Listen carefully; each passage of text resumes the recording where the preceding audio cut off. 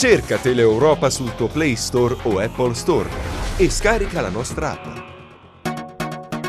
E anche oggi in primo piano l'emergenza incendi, diversi roghi anche oggi in Calabria, situazione difficilissima a Longobucco dove ormai da giorni si lotta contro le fiamme.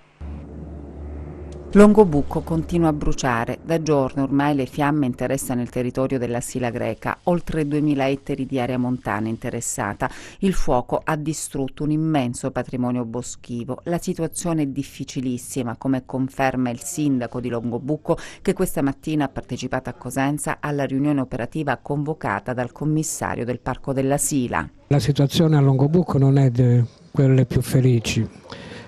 L'incendio sta avanzando in modo esponenziale, è iniziato giorni fa e ad oggi ancora non siamo riusciti a spegnerlo.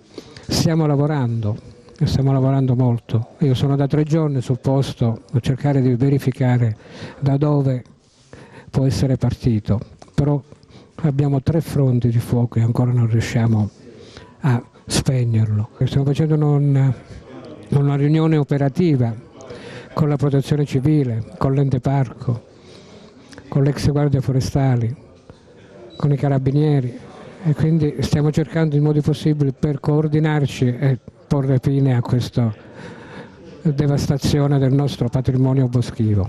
Io spero che tra oggi e domani riusciremo, avendo mezzi e uomini a disposizione, ed oggi forse questi ci verranno dati, di poter riuscire ad arginare questo gravissimo problema che ancora oggi abbiamo.